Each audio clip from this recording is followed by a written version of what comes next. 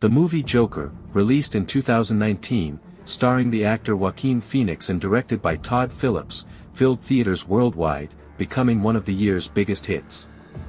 Exploring the tragic past of such an iconic character paid off. It grossed over $1 billion at the box office.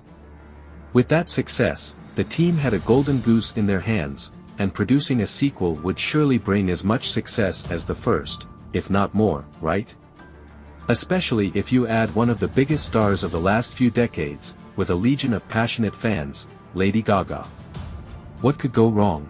Well, the answer is, everything. In a tragic turn of events, this highly anticipated sequel ended up becoming a real bomb, truly deserving of the title, cinematic disaster. We've seen plenty of bad sequels over the years, but this one reached a whole new level. It seems designed solely to punish anyone who dared to like the first film. If you're a fan of the first Joker movie, have been following the character since the comics, or are just deciding whether or not to spend your time, approximately 2 hours and 18 minutes of your precious life, watching this film.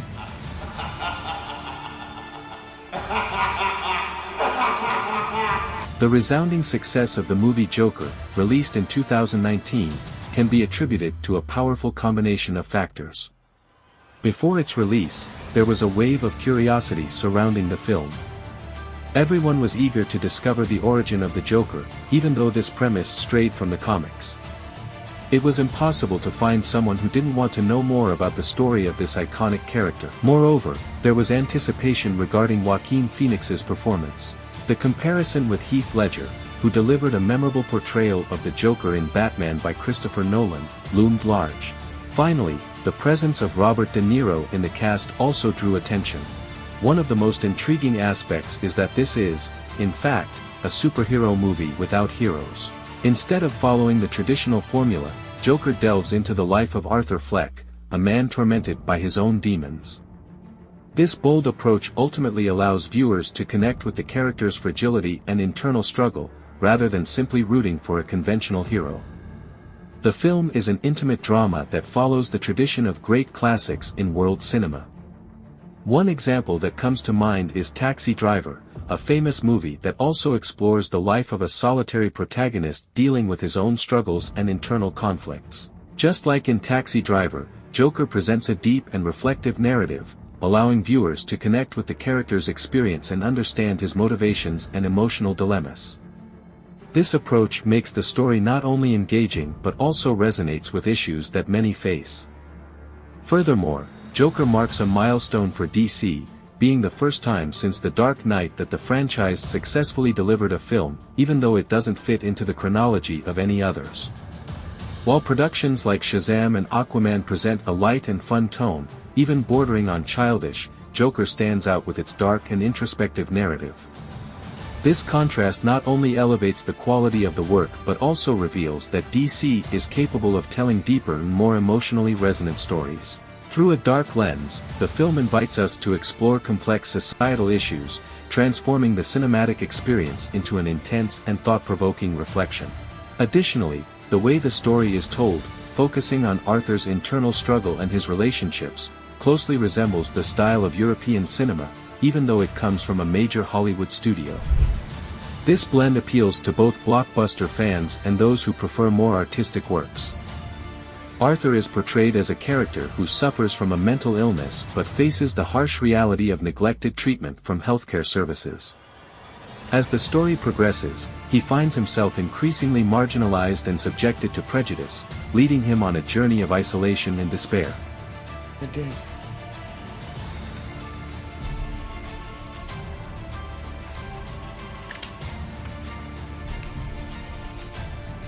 I just hope my death makes more sense than my life.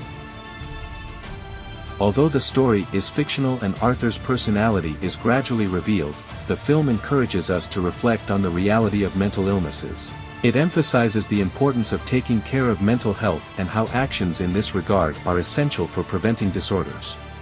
The challenges that Arthur faces resonate with many viewers, as they reflect the real-life struggles people encounter today. The fact that the film has the Joker in its title also intensifies this connection, as this iconic character, despite being a villain, symbolizes the struggles of those living on the fringes of society. Finally, the performances in the film are truly impressive, with Joaquin Phoenix delivering an unforgettable performance that received worldwide acclaim. His ability to convey the character's pain and despair is one of the reasons the film impacted audiences so deeply. This combination of all these elements is what transformed Joker into a true cinematic phenomenon, winning over both audiences and critics alike. With the resounding success of Joker, which raked in millions of dollars and gained immense cultural recognition, it was almost inevitable that the studio would be eager for more, especially after all the recent missteps of DC. However, from an artistic standpoint, the big question remains, did we really need a sequel?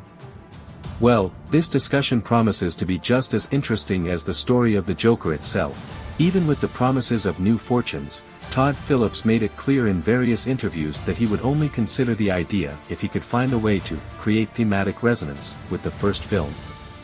While a sequel was naturally expected to tackle similar themes, the real challenge was how to progress the story and the original message. Joaquin Phoenix also voiced his doubts, admitting that he couldn't envision how they could create a genuine sequel, raising the question of whether there was indeed more to explore in this universe. Do you know where his story goes from here? Well, I don't think we're gonna make a second one. No. I mean, that's just not in our And I mean that's a compliment. So, we didn't receive any information about the sequel for 2 years until it was revealed in 2021 that the project was in development. The first details started to emerge in early 2022 when the title was announced, referring to a shared mental illness, folie à deux. People quickly suspected that the film would include Harley Quinn, but this was still just speculation, especially considering that the first film focused on loneliness and isolation. However, curiosity about the sequel only grew. In August, we finally got the first concrete information about the film, aside from the title, when it was revealed that Lady Gaga would have a central role in the plot. This practically confirmed that the sequel would focus, at least in part, on Harley Quinn. But the big surprise was that the film would also be a musical. Performance had already been a key element in the first film, and much of its success was due to the iconic dance scene that took the internet by storm for weeks. Now, with the decision to turn it into a full-fledged musical, the project gained a new dimension. The confirmation of Lady Gaga as part of the cast generated positive buzz, as the artist had proven herself as an actress in standout roles in films like House of Gucci and A Star is Born. Her ability to portray complex characters and captivate audiences with her emotional performances heightened expectations for the sequel. Gaga's versatility, effortlessly transitioning between music and acting, promised to enrich the narrative. However, turning the film into a full-blown musical was a bold move, especially considering the audience of the first film and their preferences. It seemed like there might not be much overlap. Even up until the premiere, Warner Brothers and the rest of the world were still uncertain, was this really a musical or just a wild dream? This raised concerns that the film could deviate and lose its true meaning. Another possibility would be to explore the DC universe further, expanding the narrative with other iconic characters and detailing the Joker's journey towards becoming a true villain. On the other hand, there was also the option to completely detach from that universe and create a film that would essentially be entirely different. Just like the first film, the initial reactions were a battleground of opinions, perhaps even more polarized.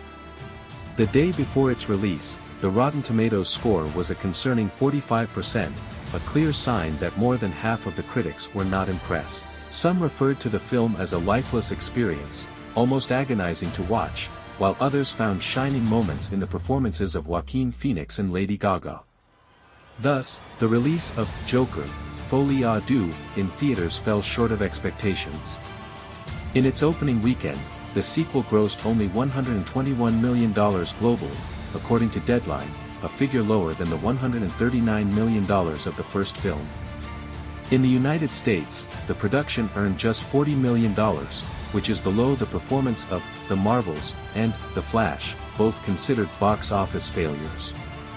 The overwhelming impact created by the first film faded away. Instead of continuing the storyline that had captured hearts, the new Joker seemed determined to undo everything. First of all, the sequel fails to grasp the true essence of the Joker. In the first film, Joaquin Phoenix's performance as Arthur Fleck was impressive and terrifying, convincingly portraying a man with mental disorders. However, it's important to remember that the real Joker is one of the most dangerous and feared villains in Gotham City. Arthur Fleck is far from that. In Folie à Deux, instead of allowing Phoenix's character to evolve into something closer to the previous incarnations of the Joker, the film relegates Arthur to his most pathetic state, never letting him become the villain that made The Dark Knight and Tim Burton's Batman so captivating to watch. Furthermore, the film is a musical aimed at an audience that, apparently, is not a fan of musicals. It makes sense, to some extent, to cast Lady Gaga in a musical. She may still be a newcomer in acting, but she is an incredible singer. So why does the film seem to struggle to make Gaga, one of the biggest pop stars today, and Joaquin Phoenix sound like mediocre singers? Phoenix has already proven that he can sing, but Todd Phillips decided it would be more believable if Arthur and Lee faced musical challenges. The Joker movie was embraced by the far right as a symbol of the policies they advocate. In particular, it gained sympathy from the incel community, which identified with Arthur Fleck. He was a lonely and misunderstood character who dreamed of a girlfriend who would understand him. In the end, he revolted against what he called the clown world and became an icon for those who follow the red pill ideology. Finally, we can say that, much like Sony's films featuring villains without Spider-Man, such as Morbius, Folie à Deux feels empty without the presence of Batman. The first film at least mentioned the Waynes and offered a glimpse into Batman's origin. In contrast, the sequel almost completely ignores the Dark Knight himself. Ultimately, the Joker cannot stand for long without an adversary. He needs Batman to face a real challenge, and this film fails to deliver that worthy confrontation. Therefore, there won't be a Joker versus Batman film, nor one where Arthur Fleck is truly a supervillain. But that's what fans wanted, and the failure of Folie à Deux. Now that you're familiar with the main elements of the movie Joker 2, perhaps you can answer the question, are the real Jokers the ones who paid for a ticket to see the film in theaters? If you were also disappointed with Joker 2 and want to learn more about the world of cinema, don't forget to like this video and subscribe to the channel.